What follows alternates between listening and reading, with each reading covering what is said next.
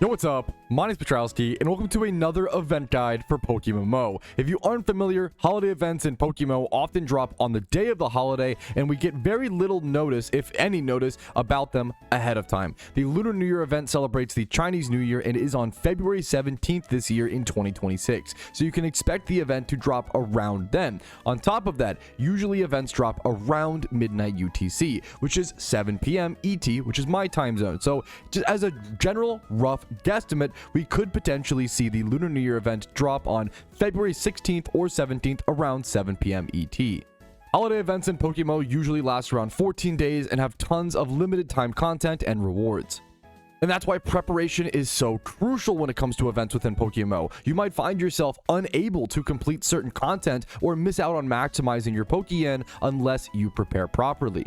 And hopefully this video can help you do that today. And also keep in mind that everything is subject to change. Events are usually about 60 to 80% similar to previous years, but raid mechanics could change at any time and making unexpected Pokemon become meta, like for example when the Primate market exploded when the Darkrai raid first released. Having said that, it's almost never a bad idea to build a ton of raid Pokemon, as they usually can be used somewhere, and with how cheap good IV Pokemon are right now, it's never been a better time to just prepare as many good IV Pokemon as possible for any scenarios to come. I also feel pretty confident in saying there's about a 95% chance that we see the same exact raid Pokemon as the previous Lunar New Year event, since we have already seen the same raids return for both the Halloween and Xmas event this year. And I know I've already thrown a ton of information in your face, but this is a very dense video with a lot of important things to cover, and that's why I also need to mention that this guide took quite a while to make. I combined my 10,000 plus hours of experience with PokeMMO and cross-referenced many different sources of information. If you find this video helpful, please make sure to like the video and subscribe to allow me to keep making content like this in the future. And if you really think I earned it, you can also Twitch sub or donate using the links in the description. I wouldn't have the time to make the PokeMMO resources that I do without your guys' help, so thanks for allowing me to be here at all.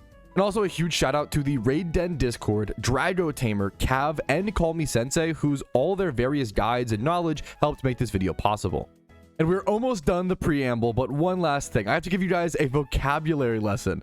But it's just two quick words that a lot of you guys might already know. The first one is LNY, which just means Lunar New Year. And then the second one that I'll throw around a ton in this video is sealed product. Now this is a bit more complicated. A sealed product is typically a loot box style item that you open to get another item or Pokemon. In the Lunar New Year event, you have red envelopes and lucky red envelopes, which are loot boxes that drop most of the vanities in the event, alongside items like rare candies, XP charms, riches charms, TMs, vitamins, and more. And then you also have the mysterious balls, which during the Lunar New Year event, they usually have the mysterious cherish balls, which give you a much higher shiny chance at a specific pool of Pokemon.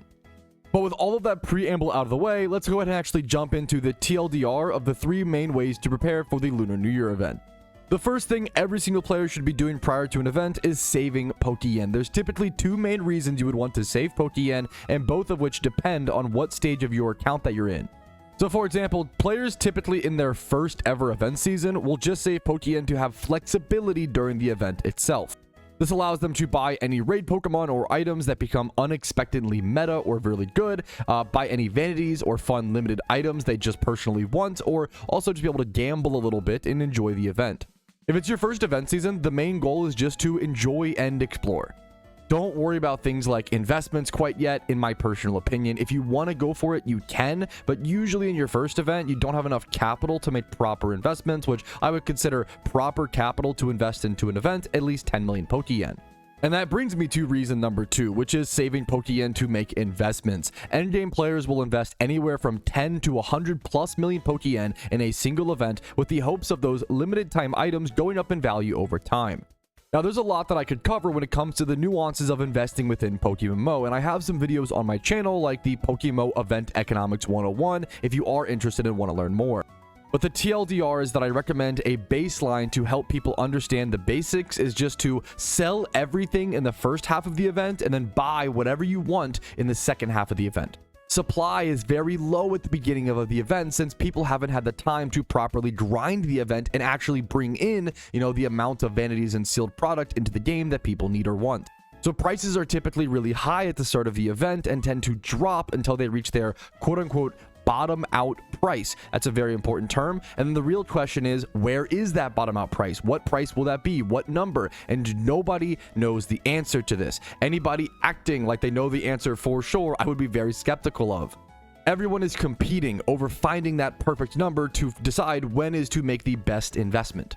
And all you can do is guesstimate the best you can based off of experience and game knowledge. Next up, preparation tactic number 2 is to prepare as many raid Pokemon as possible, and I will be doing a full guide specifically on the Lunar New Year event raids. Once again, if this is your first event season, raids might not be doable for you. It is more of an endgame piece of content, but if you have the passion, the desire, and the ability to grind, you definitely can get it done, especially if you're preparing ahead of time. If you don't prepare ahead of time, raids are really difficult to scrape together all the Pokemon you need to do them during the event itself. But if you prepare ahead of time, like a month advance, you definitely can get it done. But once again, I'm not going to cover too many details here. I will be doing a full in-depth guide for that in the future. Now, that video might already be out by the time you're watching this, so make sure to go check my channel to double check.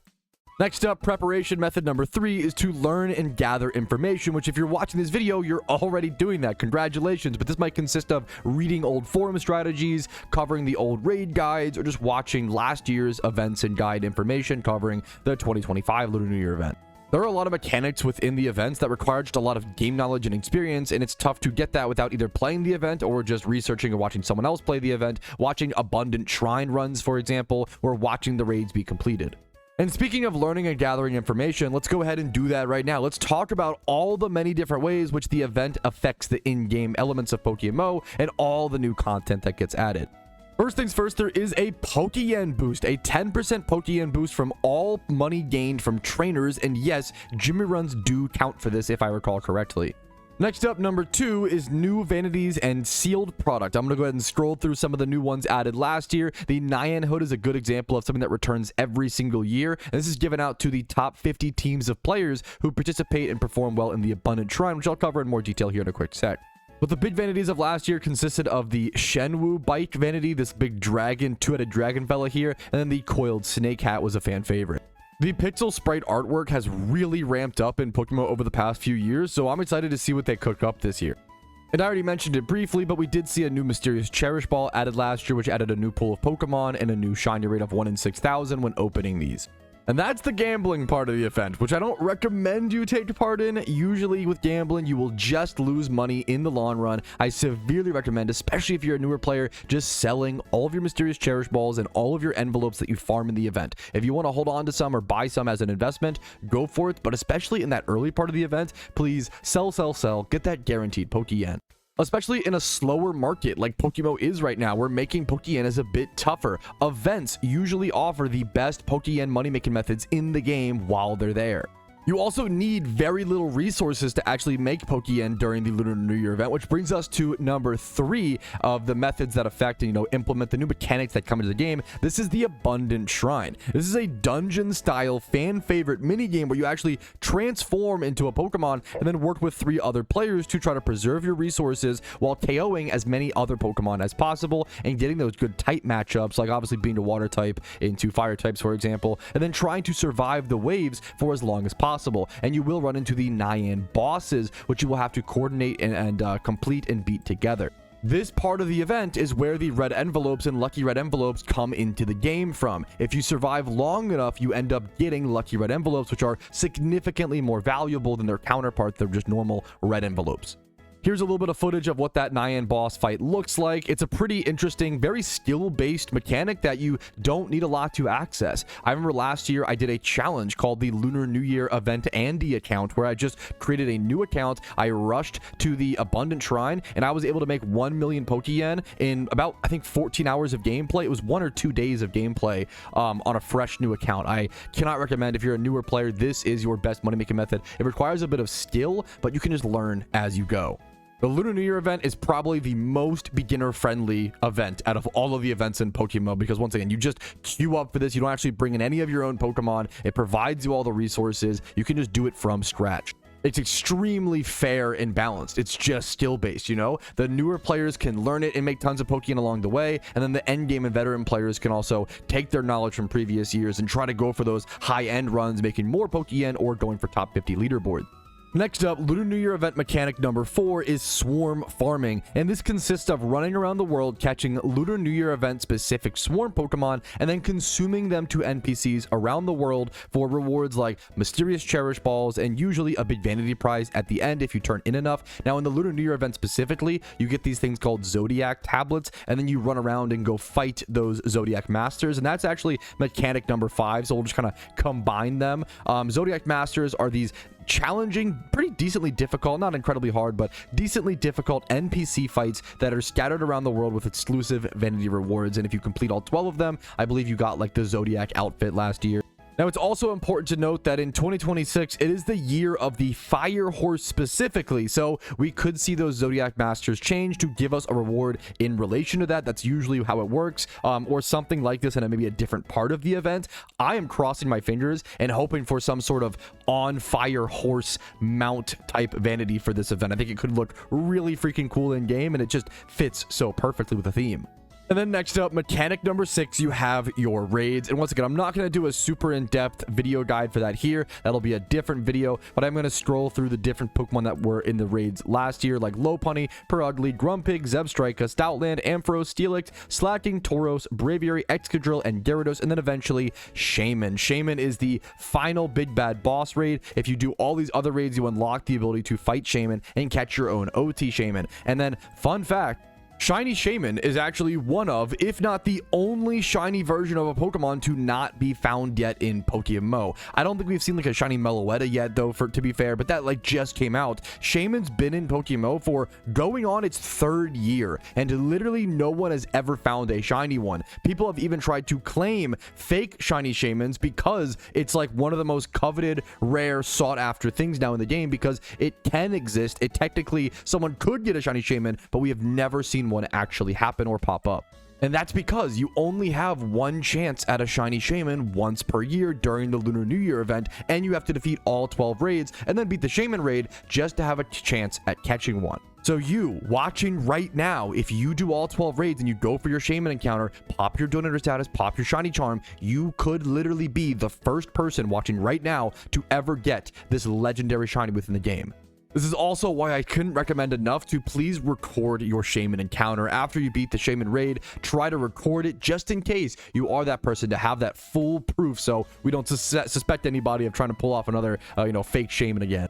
And then next up, the final thing that I want to talk about, mechanic number 7, isn't actually a mechanic we've ever seen before in the Lunar New Year event, but I think it could be coming, and here's why. So they introduced something recently with the Halloween event called Halloween Event Xmas PvP randoms, and that was a way for PvP players to play this limited time, special randoms format and earn these PvP mystery boxes, which were a new sealed product in the game that allowed PvP players to play the event in a PvP fashion, which I love. I love players being able to earn Pokeyen and earn rewards and play the event in a way that they enjoy, right? I don't want PvP players feeling forced to PVM or raids just to play the event at all. Now, should you be forced to raid to unlock Shaman? Yeah, I think that's cool. I think locking stuff like that behind unique rewards is important, but I also like the idea that PvP players get their own section of the event. They get to earn this limited sealed product that you have to be good at PvP to get. We saw these Halloween randoms, we saw these Xmas randoms, we saw the Christmas event randoms. We've seen randoms PvP now for both of the events. I think there's a really good chance we also see Lunar New Year event randoms. Now, Xmas and the Halloween ones were both different. Xmas was actually Little Cup. As you can see, it's like a rotational, it's very challenging and skill-based. It's a rotational Little Cup, which is crazy. And then Halloween was just, I believe, like Halloween-themed Pokemon and rotational, but not like Little Cup, not lower-level Pokemon like this in unevolved forms. What will the Pokemon and rotation stuff look like for the Lunar New Year event randoms PvP if it happens? I have no idea, but I'm excited to see. Well, alrighty, I think that actually covers a lot of the information, a lot of the basics that I wanted to throw out to you guys to hopefully help you prepare for the Lunar New Year event upcoming within PokeMMO. I'm really excited for it, man. It's one of those things. Event seasons are super long. Part of me is excited for it to be over, but I'm also excited to tackle all the content, make all the guides, make all the videos, and explore what's new. I really want to. I like that new randoms PvP stuff. That's like one of my favorite updates, I feel like, in the past 5 years of PokeMMO, even though I don't even play it a whole lot. I played a little bit, usually around 30 games or so each event, but I just love players being able to play the game in the way that they love and get rewarded for it. I feel like that's super crucial to me as a well-balanced MMO. But I really hope this video was helpful to you guys. If it was, leave a like on it, leave a nice comment. That is really appreciated around these times. Dislike if it wasn't, and leave a comment please telling me like how I can do better, what information I missed in the future. Subscribe for daily PokeMMO videos. I do upload every single day. Follow me on Twitch for streams Monday through Thursday at 12 p.m. ET. Discord's down below if you're interested in that. My Discord is a huge help. I should have mentioned that more. Join the Discord, links down below. You can even join the Discord, use all the resources, and then leave the Discord if you want to after the event is over. Just use it as a tool, man. Use it for your benefit. There are things like swarm callouts in my Discord, all of the like Zodiac locations, raid strategies, the raid den Discord. I'll talk about more about that in my actual raid guide coming up, but the raid den Discord is amazing for raid information. And if you want to go above and beyond, like I mentioned earlier, if you want to go above and beyond and support my content, support my channel, fan funding is what allows me to be here, guys. YouTube memberships, Twitch primes, Twitch subs, and PayPal and Venmo donations. Keep the lights on, keep the Streamlabs recording, and I hope you guys always find it helpful. Thanks for watching. Have a great day. I will see you guys later, and good luck kicking butt in the Lunar New Year event. Yo, what's up? Patrouski here. I wanted to take this second to say thank you so much for watching the entire video. It is thanks to people like you I'm able to make the content that I do, as well as everybody whose name is listed here. That's it for me. Have a fantastic day.